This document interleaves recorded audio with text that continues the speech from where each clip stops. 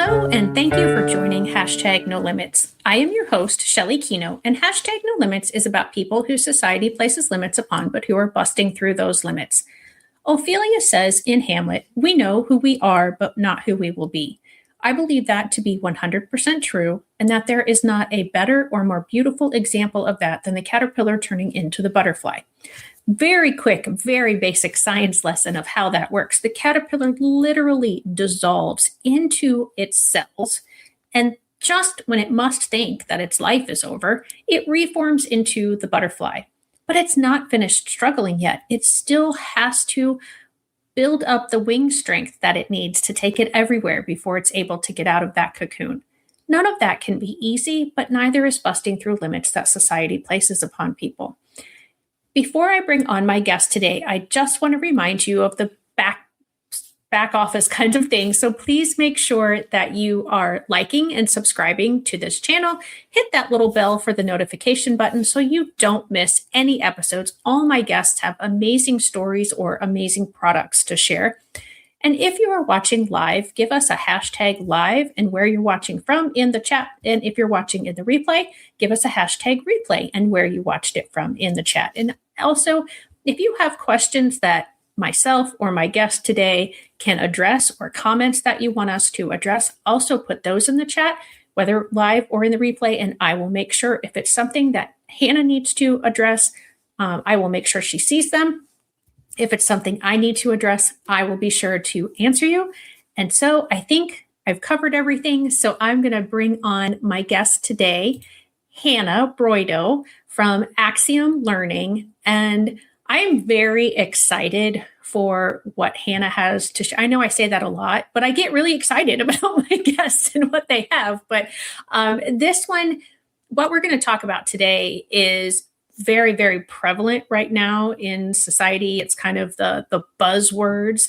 And I haven't said what they are yet. So you're just going to have to hang on for another minute or two to figure out. So Hannah, how are you doing today? I'm doing great. It's lovely to be here and excited to have this conversation with you. Yeah, I'm excited to have her here. Hannah and I met a few months ago at a special education conference, and her company gave a little demonstration of what they can do and what they are doing. And I was just blown away.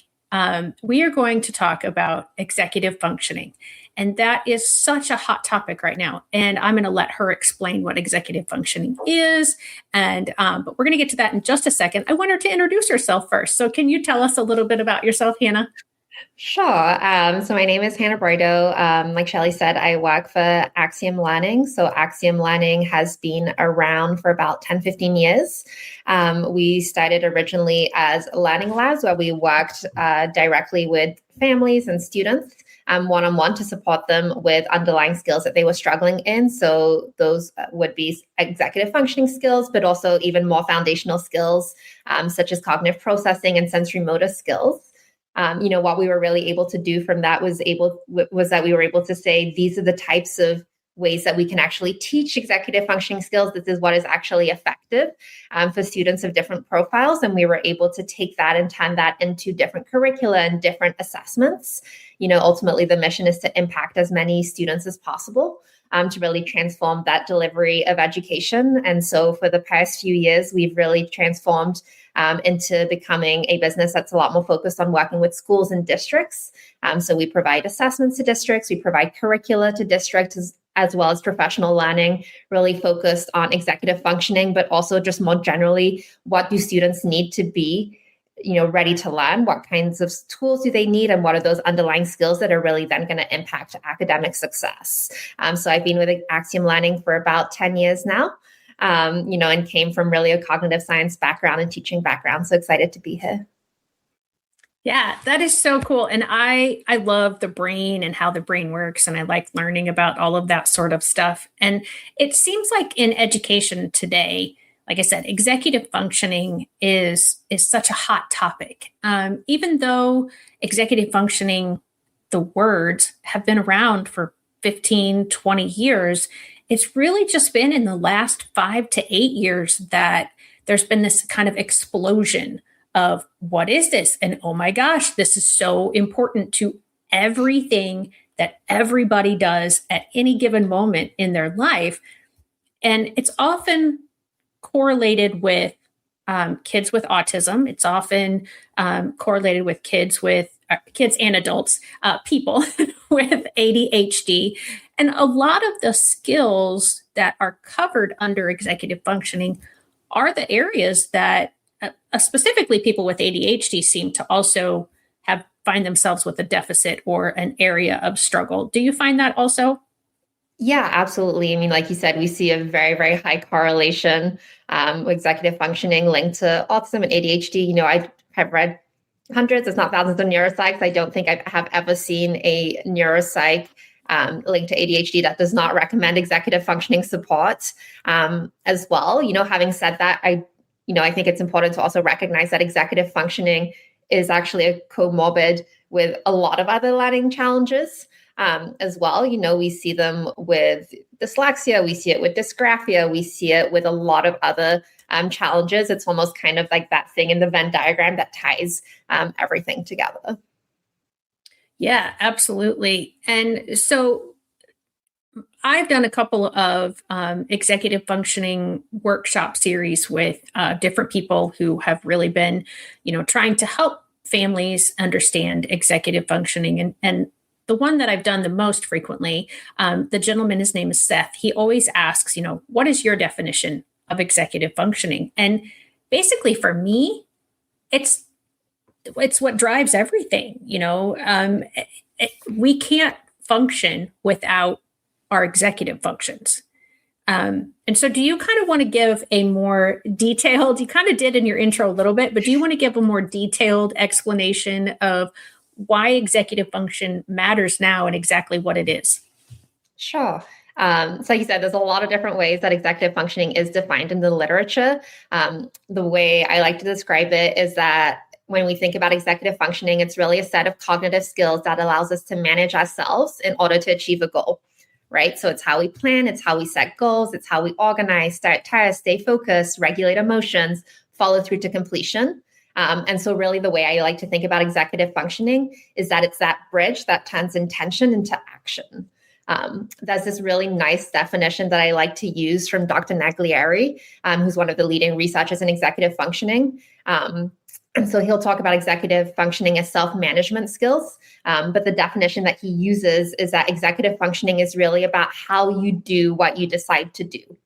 And I think that's a really nice way that ties it together for me. Yeah, I really like that. And who did you say that was through again? Who Dr. said that? Naglieri. Okay. All right. Not a name that I have heard, but I'm glad to know that there are, lots of others out there. And I knew there were. I just hadn't heard that name before. Yeah, there's so much now in the research world about this. Yeah, there is. And so what is Axiom's approach to executive functioning? Yeah. So the way that we think about executive functioning at Axiom Learning is that we use what we call the pickle framework. And so the pickle framework essentially breaks executive functioning down into 4 key skill categories. So it breaks it down into planning, initiation, completion, and learning. And so we essentially say that these 4 steps are the core steps behind every single task that we do each day, big or small. So even something like coming to this podcast today, we will always kind of go through these 4 steps. So planning would be things like thinking about, okay, what is it that I might want to kind of be talking about? What is it that I need to do in order to make this happen? Maybe I want to kind of reread my notes. Maybe I need to kind of block off time in my schedule. Initiation is really about getting the materials that I need together, right? For example, I might want to make sure I have a charger for my laptop, that I have water on hand. Completion then would be actually doing the podcast, and learning would be then kind of reflecting on that experience so that next time, and that's a similar experience, I might adapt based on what I know. And so every single step that we do in life always goes through these 4 steps, right? We plan, we initiate, we complete, and we learn.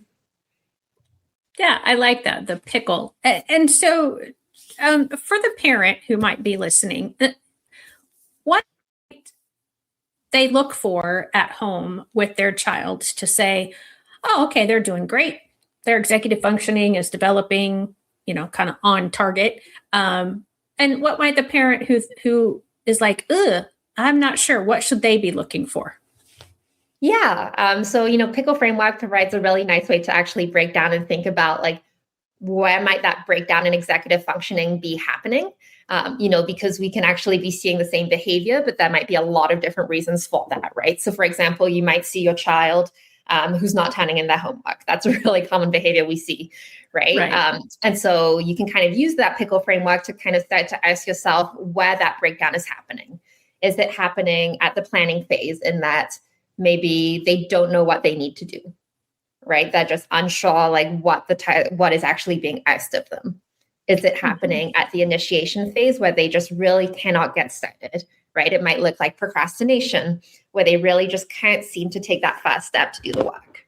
Maybe the breakdown is happening at the completion phase, which is like they're actually getting started, they're doing some of the homework, but they maybe are getting frustrated partway through doing that homework and they're not actually able to actually finish that homework. Maybe they are doing the homework, but not turning it in. That's a really common one we've seen with students, right? They just don't press that final like turn in button on Google Classroom. Or maybe that breakdown is happening at the learning phase, right? Where they're just kind of doing the homework, but you're kind of seeing the same mistakes happening like over and over again, right? There's no error analysis of learning from past errors, right? And so I think actually taking that pickle framework is going to be really helpful in thinking through like why something is happening. Yeah. And so that was for the parent to look for at home. What kind of comments do you get from teachers when they're saying, they're repeating certain comments like, yeah, they can't turn in their homework? That is absolutely one of the biggest ones that I find frequently throughout my IEP coaching is, well, this kid just can't turn in the homework. And so before I started to ask my next question, but before I get into that, so what kinds of things when a teacher says over and over to themselves about a student, what should be those triggers for them to go, oh, maybe I need to look at something. Maybe this isn't a discipline thing or a lazy thing or a not want to thing. Yeah, for sure. Generally when we talk about behaviors or especially challenging behaviors, the framework that we like to follow is that one should always ask themselves two questions. The first question is why, and that second question is why now, right? So why is what might be happening under the surface, and that why now is it something about that specific situation? Is it in a specific like subject that they're never turning in the homework? Is it a specific type of assignment? So really just actually pausing to ask themselves that question is a really nice first step to even just be starting to think about that more critically. And again, just, as a teacher, you can kind of take that same framework and ask yourselves the same question, right? Does the student actually fully understand the expectations of the assignment? Would they be able to know what an example looks like? Am I seeing them being able to get started? Are they requiring lots of prompting for me to get started? Am I seeing like work that's kind of half done? And so just kind of, again, just breaking it down and just asking themselves that question. And, even what we found really successful is actually just talking to students about the pickle process, right? Making it really explicit for students. A lot of these executive functioning skills and these expectations that we have for students are just implicit expectations that we just kind of expect that students will do. And so when we actually give them a really explicit framework to follow, that gives them a much more clear schema as to kind of what I should be doing and how I should be doing it. And so talking to them about this, talking to them about the different sub skills that would fall under each of these pickle skills, and even just asking them like, hey, what do you think you're good at? What are your strengths? What are the challenges for you? Where are the areas that you think you struggle the most? And actually having that conversation with them can be really helpful. Yeah. And I have to be honest, I get really frustrated with teachers. And I am a teacher, so I definitely struggled with this for sure when I was teaching full time, but definitely now as an IEP coach, when I go in and I just hear these teachers say, well, they could do it if they tried. Yeah. Or, they did this skill yesterday, but now today they don't have it. So can you sort of give like a little bit of a breakdown of how executive functioning skills develop in students and like kind of general ages maybe for each one? Yeah. So, I mean, the first thing I will say before we go into the ages is that one of the most important things to really think about when it comes to executive functioning is that executive functioning is a state dependent skill. So what I mean by that is that executive functioning is part of the higher order thinking skills. They're primarily located in our prefrontal cortex. And so essentially what happens is that before we can even access executive functioning skills, our body asks itself this very, very simple question, which is, am I safe right now? Right. And like that doesn't just mean physical safety, but it also means like, am I in a high stress environment? Am I in a high anxiety environment? Do I feel like I don't really belong in this environment? And if any of those conditions are present, that prefrontal cortex is not even online, right? The body kind of shuts it down and says, if I'm not feeling safe right now, I need to just kind of focus on that. And that just comes from an evolutionary background. If I'm sensing any kind of fear, those skills are not online, right? And that really kind of can explain this phenomenon, right? Where you can see students who are able to do things one day and the next day they're not able to do those things. And it's not because those skills disappeared or reappeared overnight. It's because prefrontal cortex is not online. And that's kind of the biggest thing to really understand about executive functioning skills. Yes, oh my gosh, absolutely. You're preaching to the choir here.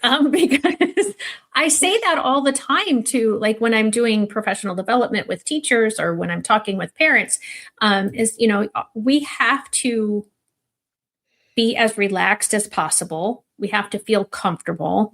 I love the safe word, because like the way it was explained to me years ago, and I can never remember the parts of the brain, but I know that basically, emotions kind of are back here and the logical education learning stuff is up here. And that stuff has to go through that emotional part to get to the educational part. And if the emotions are wound up for whatever reason, then it's just not going to work as well for us to be able to teach those kids and for those kids to be able to understand. So I just want to say hello to, I think it's HR officials. I think that's what that says. So thank you for joining us and for putting into the chat that you're joining us today. And so, how can we help our student, whether they're at home or, I know your programs are specifically designed for school settings. So how can we help our students be as much in that state of being online? I like how you phrase that, online and ready to learn. Yeah. So, the first thing I would say is to not assume that students are coming into the classroom or into the homeroom setting in a ready to learn state, right? Oftentimes we just kind of assume like, okay, students walked in, like, let's get on with it. Let's get on with our learning, and kind of recognizing that a lot of our students, and this is going to be especially true for students who, might come from kind of more disadvantaged situations, right? Students who have experienced like greater trauma, whether that's like big T or little t trauma that they might have experienced. And so the framework that we use at Axiom, really love our frameworks, is we use the CARE framework, and CARE stands for Connect, Activate, Reason, Elevate. And so it's just a simple 4-step progression. And essentially we say, look, anytime that you're trying to kind of engage higher order thinking skills, which you're going to be pretty much doing anytime in the classroom when you're requiring executive functioning or academic skills, you want to kind of make sure you're going through this progression with students. And so the first step of that is just connecting, right? Actually explicitly taking the time to connect with students. And that's really about sending signals of safety to their brain. That could be through like an icebreaker activity, a regulation activity. It doesn't have to be long, right? Oftentimes it can really be like 1 or 2 minutes. The second step we talk about is activate. And activate is really about how do we get the brain into just the right state of learning. So what we know about the brain is that we want the brain to kind of be under the just right amount of stress for learning. That means that you don't want students who are like sleepy, like lying on that desk, right? Like that's too relaxed and not going to be kind of in that optimal state of learning. Conversely, you don't want students who are going to be really anxious or kind of a really hyped state, right? Like that brain is not going to be kind of conducive for learning, but you do want them to have that just right level of engagement.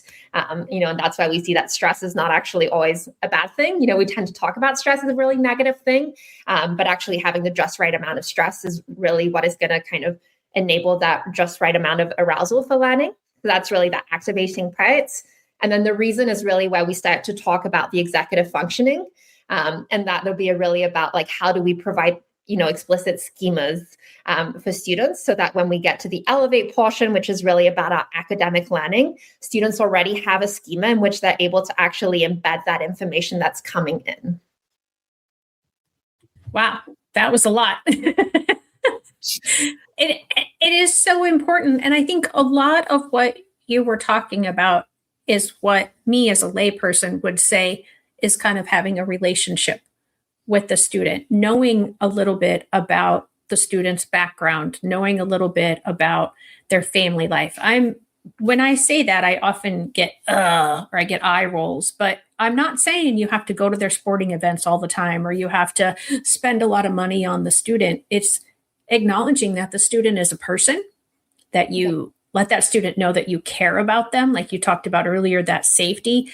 Kids can pick it up. They know if teachers like having them in their classes or if they don't like having them in their classes.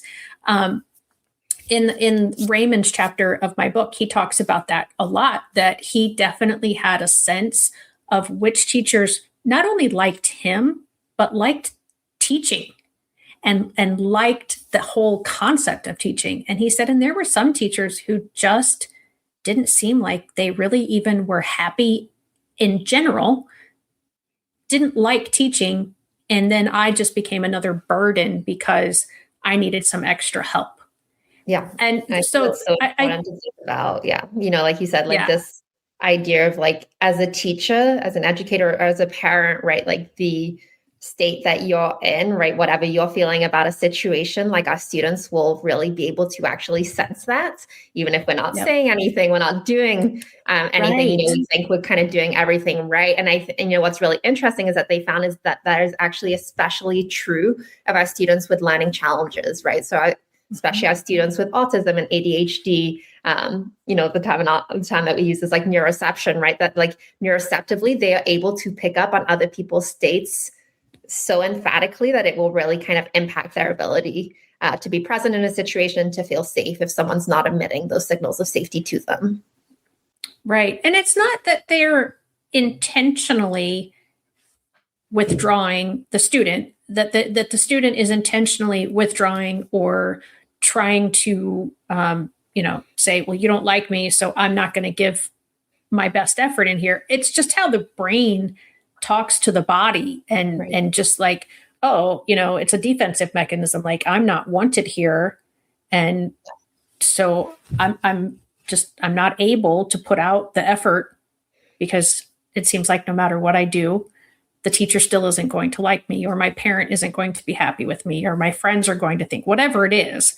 Being able to have that sense of I'm valued for me exactly as I am. And I don't know if it's because I'm wired for special education and so therefore I'm wired differently. But I don't understand why that's such a struggle for some teachers. And I know there's nothing you can, you don't have the answer for that, but it's.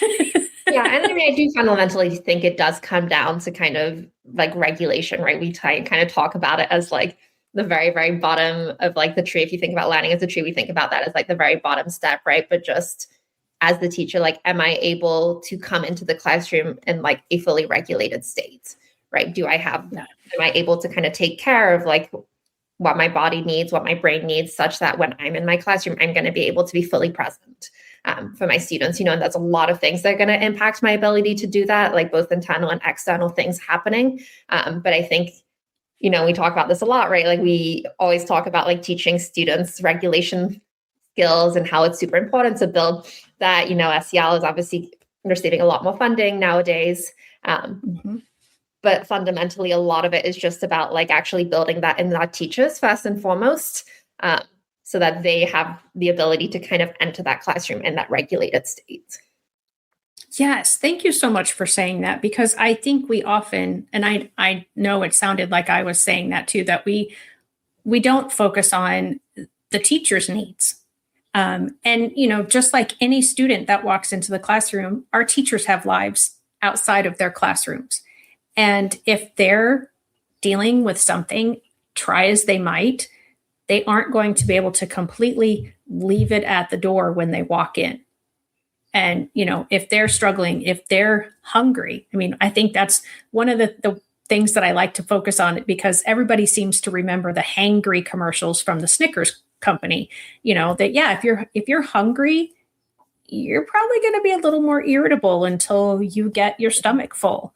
If you're tired, so I'm glad you brought that up. That we're not just talking about kids when we're talking about executive functioning. It's every single person. It's myself, it's you, it's everybody that we're interacting with every minute of the day. We don't know and I appreciate what you said earlier about it's the state that will kind of enhance or dehance an executive functioning skill in that moment.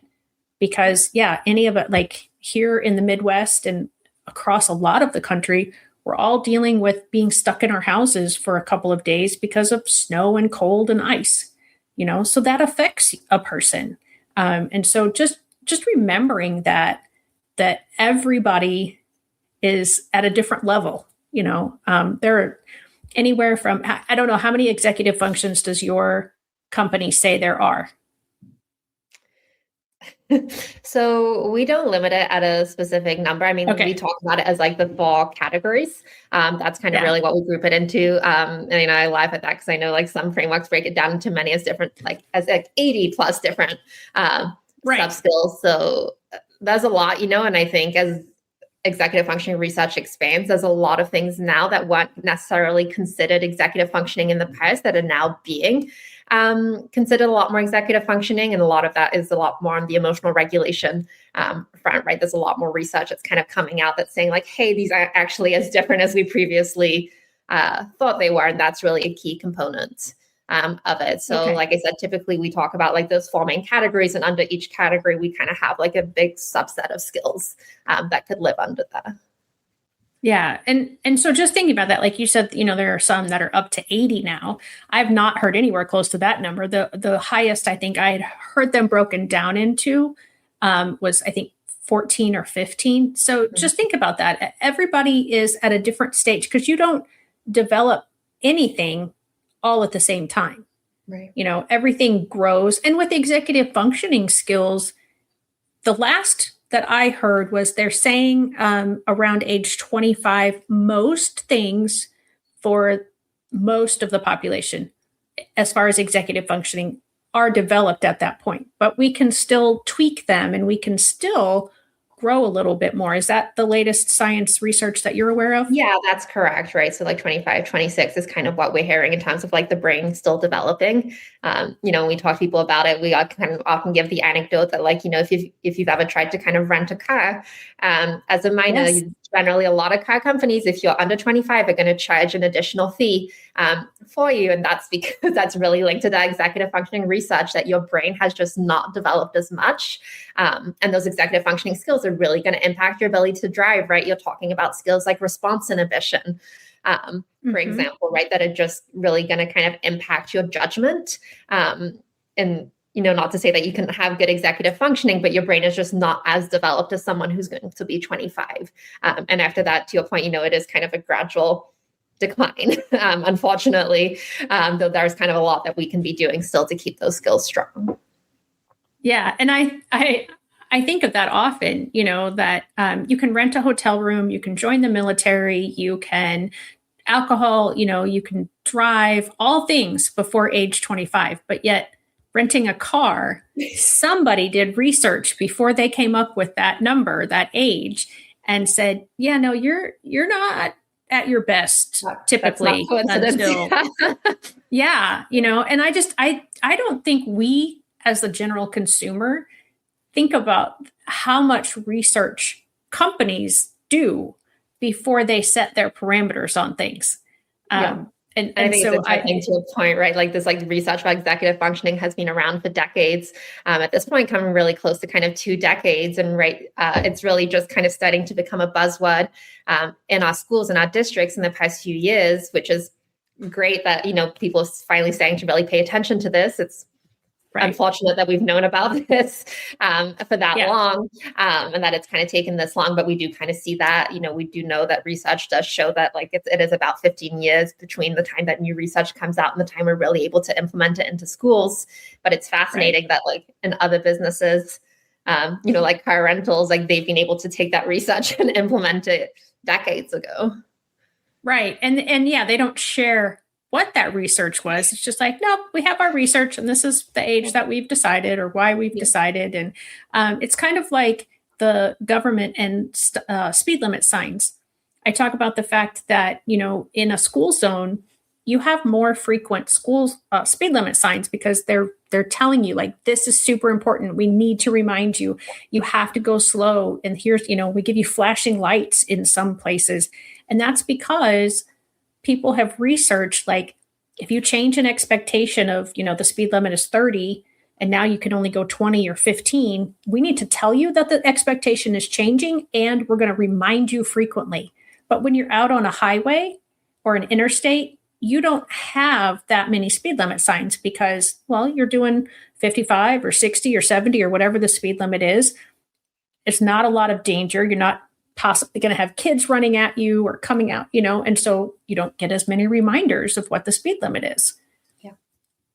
And again, it's somebody did the research, but they didn't share the results of that research with the rest of us. And so we just go, okay, they just picked these random numbers and why they put these signs up. And, it's only people like yourself and me who are curious, like, why did they do that? Or we're trying to understand behaviors. And so we look into those things. And so I want to bring up your website, and I want you to, if you can, give us a little demonstration of what exactly you all do to determine if someone has deficits in these areas, and then what programs you might direct them to. Is now a good time to do that? Sure, absolutely. Okay. I'm going to put that up here. Take us out because people don't need to see us while we're talking about it. Sure, no problem. So this is just an example teacher dashboard I have on here. So you'll notice we have a bunch of classes and a lot of curricula kind of enabled just because it's a nice way for us to kind of be able to demo everything. What we do is we offer both assessment and curricula, like I said, in addition to kind of the professional learning centered around those. In terms of the assessment, one of the first things that we like to do is to have teachers and students and parents, if possible, take a questionnaire just to kind of answer some questions about different skill sets that they're doing. I will show you an example one for student we have here. You'll see this is already filled out. But we just ask, again, these questions that are really about these underlying skills. So here, a lot of these kinds of questions are asking about things that would be more so sensory motor skills. As the questionnaire progresses, we kind of ask things that are a lot more about cognitive processing skills. And again, these are typically not questions that you would think to ask when it comes to an academic setting, right? But they're really important, right? Is this a student who is fidgeting a lot? Is this a student who has a lot of trouble modulating their voice volume? And these are really, really important clues that tell us like what might be happening under the surface in terms of the students' underlying learning skills that we might want to be addressing. These students who will often just tune out and daydream, who might have difficulty putting thoughts and ideas into words. Again, these are going to give us really important clues about what might be happening. And then we'll ask, in terms of executive functioning skills, we ask kind of questions, you can see ones around like organization, right? Like, do they have trouble keeping things tidy? But also a wide range of executive functioning skills, right? Like we ask about like frustration tolerance. We'll ask about like transitions. We'll ask about task initiation. So a wide range of these skills. And again, these are questions that we ask of teachers, of students, of parents. And what I think is really nice is that there's kind of flexibility in how many audiences are answering these questions. So, for example, you could have scenarios in which it's just students who are answering these questions. And we have a lot of districts who kind of are just doing it as a screener for all of their students now, just because it's a really nice way to just kind of start the school year and reflect on it as they go. But we have, in some cases, especially when it comes to more so of like an MTSS referral conversation, then that's a really nice scenario in which like the parents and the teachers kind of get involved and potentially answer this as well. So there is that flexibility here. Awesome. I'll show you. And the general gist, I'll open an example report for the students. Once this gets submitted, we essentially have like a report that gets auto-generated. And the goal here is really just to show relative strengths and areas of growth for a student, right? So you're able to kind of see like where a student generally is, what is going to be a challenge versus just a concern. And we'll give essentially the top 3 skills to work on, again, based on these questionnaire results. And in terms of this teacher piece of it, we'll also just give like really actionable steps that they can be taking. And the goal here is to just give like a very easy steps that I can implement in my classroom straight away, right? Like things like, okay, if my student struggles with like processing speed, I'm going to set a maximum time for assignments at home, right? I'm going to shorten repetitive assignments by having the student do every other problem. Oftentimes these might kind of seem like tips that I mention that might feel obvious to some educators, but actually just having it listed as an explicit recommendation for a student really takes that guessing work out of it for educators. Yeah, and our educators, again, I am one. I've not been in the classroom for a few years, but they are so overwhelmed. We have more and more teachers leaving the education field and fewer coming in. And so more and more things keep getting added to the teacher's plate. And, again, me having sort of a brain wired for special education, I tend to think of those things as accommodations, but I don't know that general education teachers or, again, people who are just they have 75 students on their caseload and they're trying to come up with what works. So for you to just give that to them so they don't have to try to figure that out is phenomenal. Yeah. And thinking about it, this is when we think about executive functioning, right? This is not just something that is like specific to the special education world. This is something, right, that all of our students struggle with and that all of our students benefit from, right? And so a lot of this is thinking like, to your point, potentially as special educators are trained in this, but how do you relay this to general education teachers in a way that they can use it? Typically when we think about executive functioning and the MTSS framework, we say that like, look at the tier 1 level, the general education teachers need to be supporting executive functioning skills. At the tier 2 level, we're really talking about scaffolding. And at the tier 3 level, that's really when we talk about strengthening. But those things need to be kind of coexisting. And those general education teachers, have just as much of a role in terms of being able to kind of understand and implement these scaffolds. Yes. And I think that's so important to share that this is a team effort. It also is not only applying to students who have a Section 504 plan or an IEP. I mean, these are things that everyone will be able to benefit from because everyone is developing their executive functioning skills while they're going through school. What do you say, or have you ever had any teachers or school districts say, we don't have time to do another thing in our curriculum? How do you help them understand how this helps them? Yeah, we have definitely been in that situation. I think we kind of, right now, we're a little bit in this no man's land where on the one hand, there's this growing recognition from districts, from educators, from parents that our students really, really need executive functioning support. And there's also not space and time that's being carved out in districts for students to receive that executive functioning support. And again, that's going to be especially true, right, at more so the tier 1, tier 2 levels, right? And so there's this question of like, okay, we know this thing is really important. We know this is going to be really impactful for students. We know there's tons of research that links executive functioning to academic success. and we don't have any time to do that. So when does it occur? And so part of that is definitely trying to get creative with districts in terms of helping them find when those time periods would be. We have a lot of districts who are starting to implement this as part of like homeroom, who are starting to implement this as part of like independent study time. We've seen it as, even implemented as part of like ELA classes. So kind of getting creative on that front. And some of it is also just kind of sharing the research with them around executive functioning. So I know we didn't necessarily talk about this earlier. I think we assume that kind of folks know this, but there's, a very expansive set of research now that really shows that executive functioning skills are the single greatest predictor of success for students, right? And that's not just kind of predicting standardized Can you say that again? Just because I want to hammer home that point of how important executive functioning skills are. Sure. Executive functioning skills are the single greatest predictor of success for students, far more so than IQ. So they don't just predict standardized test scores. They will also kind of predict things like high school graduation rates, college graduation rates. They also predict, wealth. They will also predict, success at work. They also predict things like, longevity, right? Or even kind of marriage success rates as well. So they really are tied to kind of not just, we're not just thinking about these as classroom skills. These are really life readiness skills.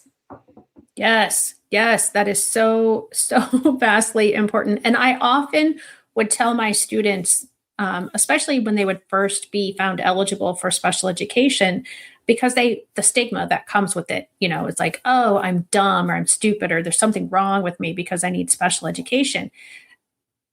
So I would often tell them, you have to research. One of your first assignments for the middle school or high school was you have to research people who have the same eligibility or the same disability, if you actually have a medical diagnosis that you have, because there are thousands of people. I mean, I don't know that Elon Musk has been diagnosed with something, but he definitely seems on the spectrum to me. That was my worst score on my state testing was, understanding all the characteristics of the different things. But you look at Richard Brannon. He is I think it's Brannon, the Virgin Airlines owner. Whoopi Goldberg has ADHD.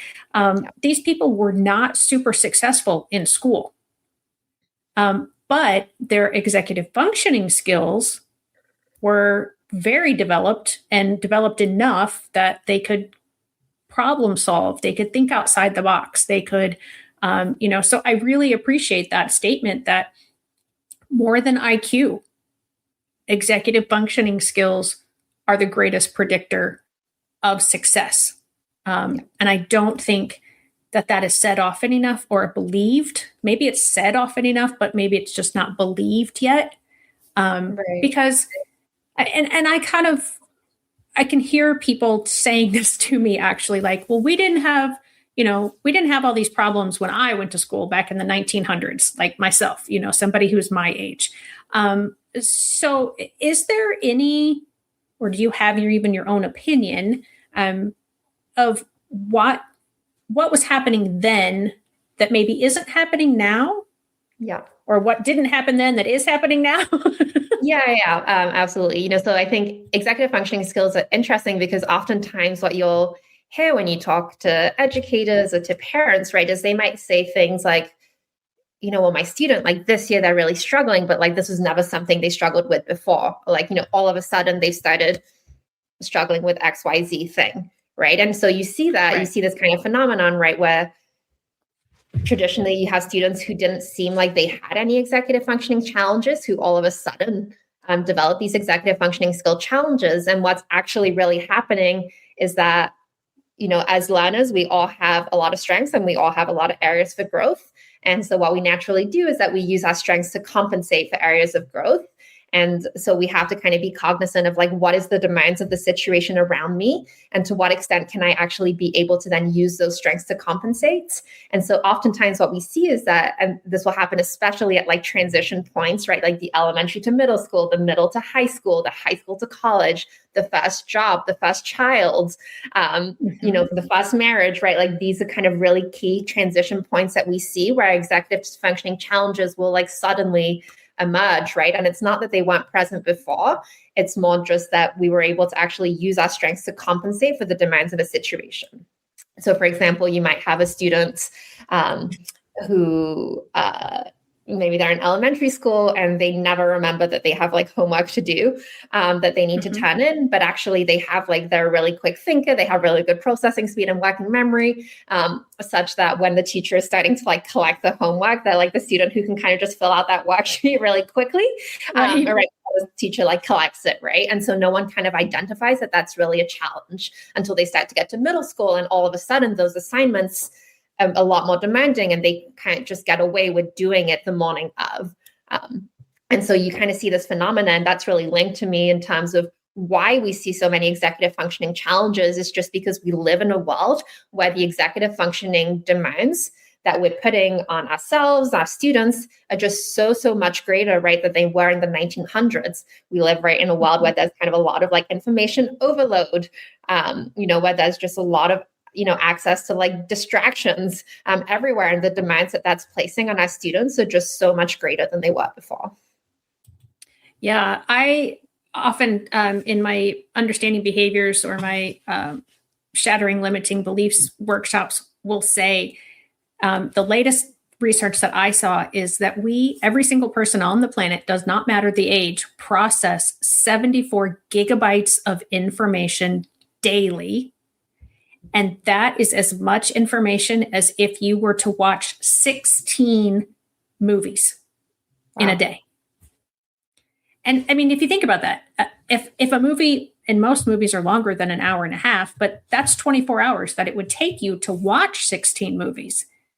If they're 2 hours or longer, it's not even physically possible to watch that much in a 24-hour period. But yet, every single one of us processes that amount of information every day. And our students don't have the capacity to know what to do with it all.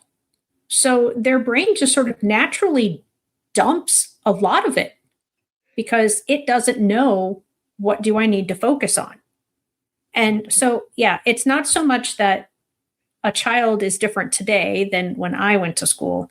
It's society around the child that is causing these problems. Yeah, just the demands, right, on our cognitive skills and our executive functioning is so much greater today than they were even just like 10 years ago. Right. Yeah, it's just absolutely crazy. I kind of cut you off from sharing on things on the website. So do we need to go back? Is there more? There is a lot more I can share if we go back, but happy to go in any conversation that makes sense. Yeah, no, I would like you to share because, as I said before, this is more for school systems and educators. But the parents that are watching, you can bring this program to your schools and say, what sort of assessment are you doing on our children that, as far as their executive functioning skills are concerned? And just quickly, how long does it take to do this assessment? Is this like when I think about assessments for special education, they're normally an hour to 2 hours and have to be done over multiple days. What is the length time frame for this assessment? Yeah, so what we're finding is for students, this is really taking 5 to 10 minutes. So that's incredible. And so, yeah, it's a quick, and it's, and like I said, it was specifically developed. This is something that used to be a lot longer that we've kind of narrowed down over the years as we've been able to get to it. But it really we wanted to be able to address that challenge. Like you said, like typically this is information that you're only getting if you're completing a neuropsych, right? Neuropsychs take a long time first off to complete, yes. Right? They take a long time to get your results. Those wait lists are really long unless you get private. And they're very expensive if you decide that you need kind of faster answers. Right. And so we wanted to kind of provide a way to say, like, how are we going to be able to provide a snapshot of these skills to folks, right? A lot of these skills are assessed kind of on a questionnaire basis already, right? Like there's a lot more that you can do if you really want to go a lot more in depth to these skills, but just thinking about like how can we actually provide that snapshot for folks such that this is actually going to be accessible to a lot more people, and it doesn't replace a neuropsych, right? This is never going to give a student a diagnosis, right? That is certainly not our intention, Right. but it really is just about thinking, how can we actually provide really quick, actionable recommendations that not just like teachers can do, but we also have them at the parent and student facing level as well.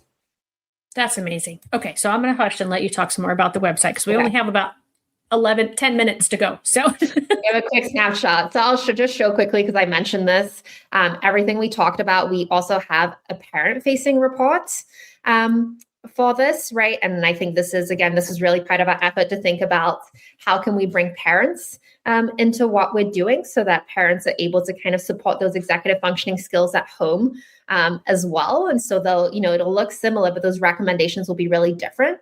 And a lot of what we might focus on will be things like, how do we actually provide like game recommendations that they can use, right? Like recommending, okay, if your student is struggling in processing speed, these are specific games that you can play at home, right? Or if they're struggling with working memory, right? Like tic-tac-toe, battleship, et cetera, right? Like just recommending those games for parents so that they can easily be doing them at home.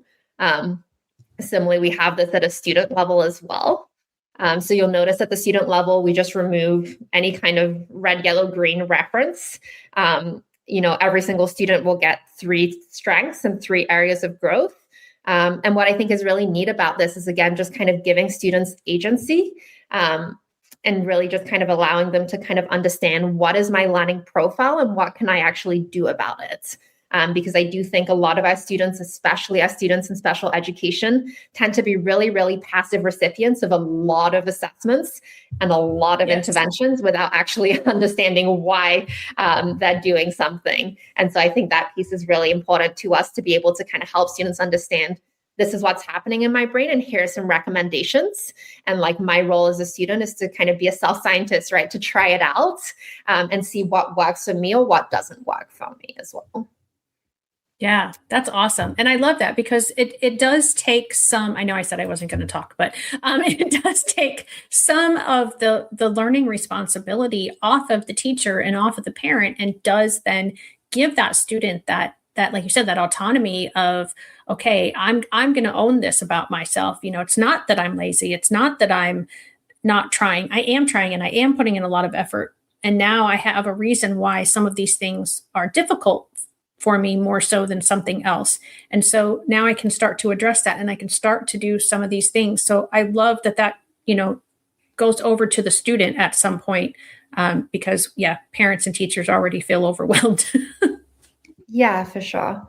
What I'll show as well is that what we also have at the teacher level is like I said, we do kind of have a specific curricula that teaches executive functioning skills. And so at the teacher level, we will actually just link the assessment to the curricula in terms of providing really specific recommendations to say like, okay, based on these areas of growth, here's kind of where we recommend kind of starting with this as well. And so they can kind of click through directly into those lessons. That's awesome. So beyond kind of the assessment, I'll show an example of a program, but essentially what we do is we provide like really specific curricula, because a lot of times we get asked, okay, these are really great. Like, how do I actually teach these executive functioning skills? How do I know that I'm teaching them in an effective way? How do I know which skills I should be working on given a specific grade? I know that was kind of part of the question earlier about like what is important at any kind of at a child's development. What are the specific skills that I should be teaching given that grade level? And so that's something that we've really kind of been able to break down, right? So like at the 6th grade, this is kind of an example of just different skills. We talk a lot about like, okay, it's my first time to middle school. So how do I know where I'm supposed to be? How do I figure out my schedule? Backpack organization is really big at 6th grade. So we really kind of focus on establishing the systems for that. We talk to them about how they can kind of start to strengthen their self-advocacy, what it means to kind of figure out like who's on your team, who can help you, how to set goals. We give them some key study skills like deciphering instructions, right? Like all of these are really key components of what we do at 6th grade.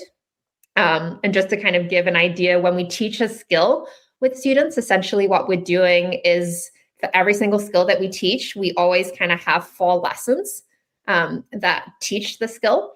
And so that first lesson is typically really always focused on why the skill matters, right? So just kind of getting that student's buy-in is really, really key. So just kind of understanding why we're talking about this. In the second lesson, we typically will always just introduce a strategy to that student. And so again, this is really going back to what we were saying. It's really about just taking something that's implicit and making it super explicit for students, right? So instead of saying, hey, if you're feeling stuck, you just need to ask for help. We actually want to like teach them a strategy for like, how do you do that? The specific one that we talk about is tap in. I'll give you an example here, but essentially tap in means we give them an acronym, right? So we tell them you identify the task, then you choose your ally, and then you actually plan your ask. And we actually give them a really clear schema, right? We tell them, you say, I'm working on ... I need help with, and it would help if you could. And so again, the idea here is to just give them a really, really clear strategy and schema that they can follow so that we're not just telling them to do more of something, but just how to do it. Right. So then the third lesson, they practice applying it. And the fourth lesson is really about that transference piece. But again, the really key part here being that like, these are not just kind of one and done strategies. These are things that we have to introduce, reinforce, and just really build into habits until students are kind of comfortable using it in different scenarios. Yes. Awesome. So I'm going to take the website out because we just have a couple minutes left and I want to wrap up. So one of the things that I have found a lot lately is, and I think we touched on this, but I don't think you gave the exact amount. So interventions, which this is, can come under, have to be research-based and scientifically proven. So you've said it, that there's lots of studies out there, but what sort of research and scientific proven strategies, or not strategies, but information do you have to say, yep, this falls under the, Education Act, the No Child Left Behind, or not No Child Left Behind, but ESSA. Can you answer that? Sorry. Absolutely. So our specific programs and assessment are based off of more than 250,000 hours of research at this point. So there is a lot of backing behind kind of what we're doing, right? That's not just kind of what the literature is saying about it, but we also do look at it in practice, right? Like, okay, when we actually implement this in a school district, like how do we measure the impact of this, right? And so we measure impact not just in terms of executive functioning skills, because those are important, but fundamentally what's really important is just what are they transferring over to? And so what's really important to us, right, is to be able to see, okay, how are these actually impacting standardized test scores? When students strengthen these and actually focus on these, we see actually a huge rise in standardized test scores. And then we also focus on looking at other metrics, such as behavior and attendance data, right? So when school starts to feel easier for a student, they're going to kind of have higher attendance rates. So we do see a decrease in unauthorized absences, and we do also see a decrease in behavioral incidents. And so whenever we partner with a district, those are going to be kind of metrics that we're looking at to make sure that the program is going to be kind of successful and having the outcomes that we want it to generate. Awesome. Yeah, because that's a tough thing to do is finding research-based, scientifically proven interventions. And one last question, and then we do have to wrap up. Executive functioning as an equity issue. Like, can you address that just really quick, if that's possible? I don't know if it's possible to address it quickly, but I will certainly do my best. So this really goes back to students being in a ready-to-learn state. And so what I mean by that, right, is that, again, when we have students coming into a classroom, you are going to have students who are going to be in more of a less of a ready-to-learn state. And a lot of that is going to depend on kind of home environments and home backgrounds, right? And so when we talk about taking the time to actually connect with students and kind of teach these executive functioning skills, we're really talking about kind of getting students in that ready to learn state and understanding that not all students are coming into the classroom in that same state and that they're not all going to be in that ready to learn state. And so really taking the time means that we're giving much more equitable access to students to be able to process and interact with the academic content that we ultimately want them to be able to interact with. Awesome. Thank you for that.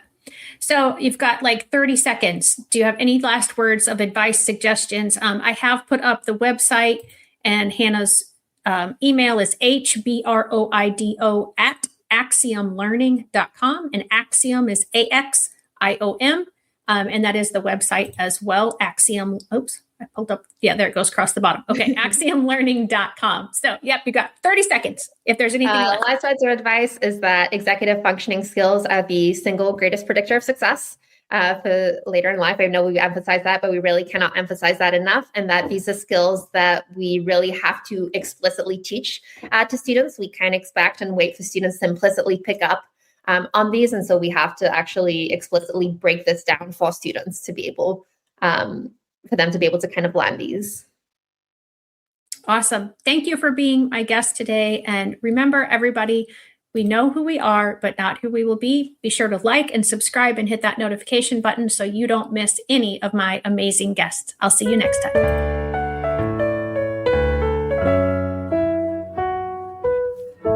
Hey, parents and teachers, are you tired of IEP meetings that feel like a battle?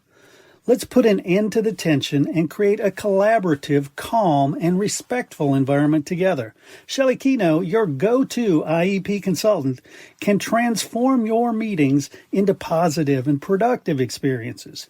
With Shelley Kino, your child is her top priority, your voice is heard, and you become confident. Shelley Kino is making the world better for all, one IEP at a time. Visit www.shelleykino.com for more information and set up your free 20-minute consultation today. That's shelleykino.com, SHELLEYKENOW.